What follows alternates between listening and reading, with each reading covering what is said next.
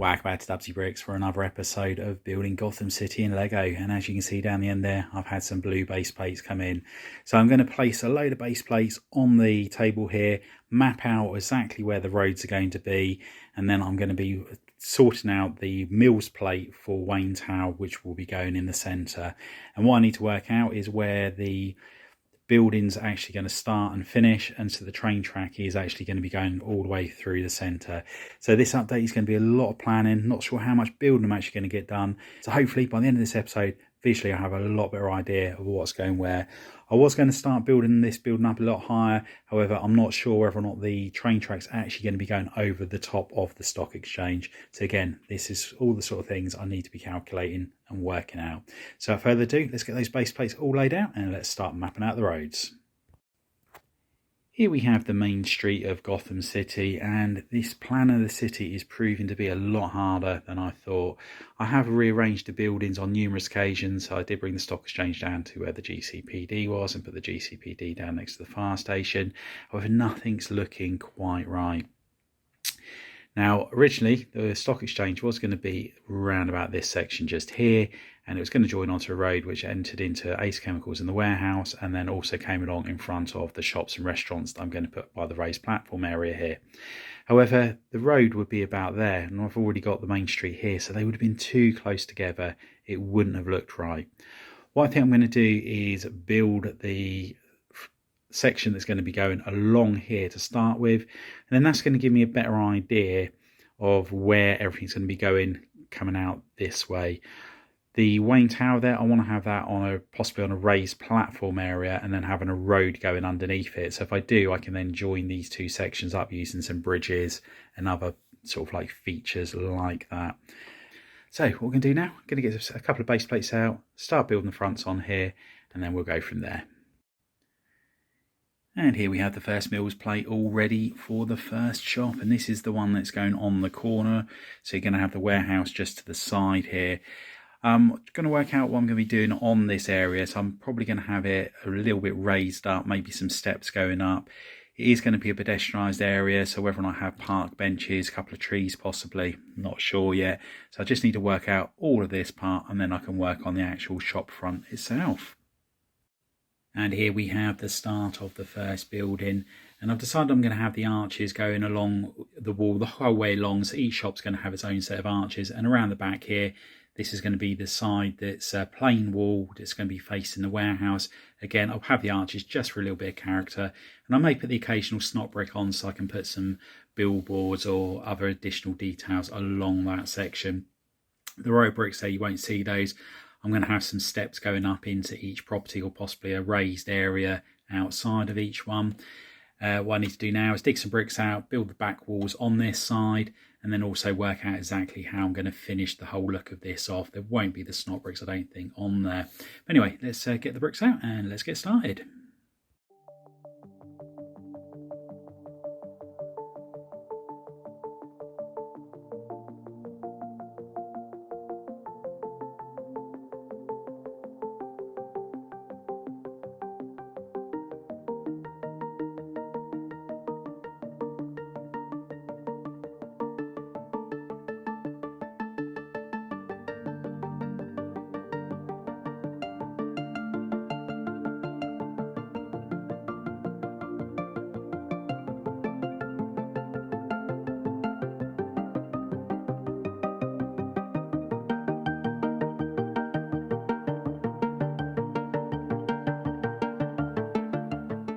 And here is the building with all four sides on.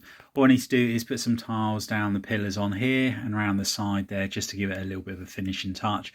Then what I'm going to do, I'm going to move it over to the table and just check to see how it's looking, make sure that I'm happy with the style of it. We'll still need to build a couple of bricks higher on this section just here. And what I'm thinking about doing is leaving it so that you can have the advertisement for whatever the shop may be or the restaurant might be. So you can put some sign writing in there, or there might be an awning coming out, or any other details that might look good on there. So anyway, let's get putting those tiles on and move over to the table. And here we have the building all in place, and relatively happy with the initial looks of it. There are a couple of bits I am going to change up on there. First of all, I'm going to reduce the width of it by 3 studs, I think it's going to be, possibly 4. And the reason for that, I want to maximise the space down that alleyway just there. And the one thing I am considering doing is putting another road in there, which will then slope up to there, just so that people can drive along the water edge with any sort of like vehicles if they want to sort of like get to any of the like warehouses that are going to be there.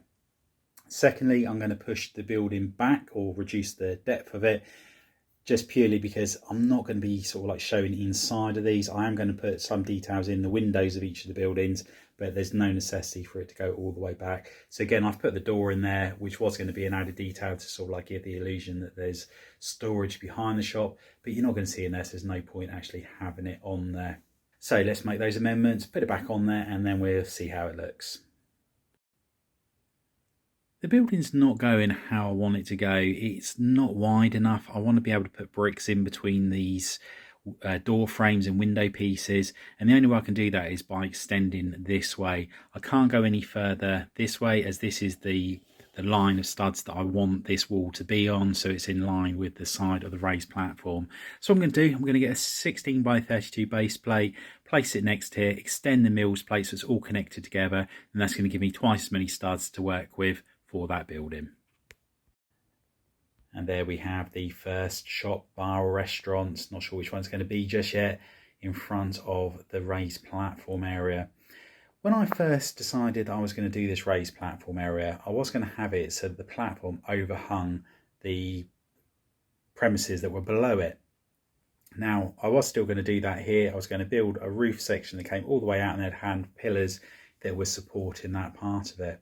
However, if I do that on top of those buildings, that raised platform area is probably going to be around about 72 studs in sort of like depth going back, which is considerably bigger than what it actually needs to be. The skyscrapers I'm going to be building on top of that are probably going to be a very similar size to the Daily Bugle, and obviously they're going to be on top of the train station that's on there. So one thing I think I could possibly get away with doing is actually building these buildings here into the structure. So where these pillars are, it would actually be the front of the shop or restaurant would be level with those. So what I'm going to do on the next building that I make of this, I'm actually going to make it inside one of these and just see how it looks, and then I can build the platform out or the roof section hanging out, and then that's going to free up a dozen or so studs all the way back along this entire front here. So I think that could potentially look better.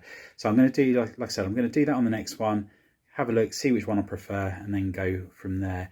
The good thing is, by the way I'm building these, it's quite easy to amend it. So if I decided that I wanted to move that back into there, again, it's not going to be that hard to do.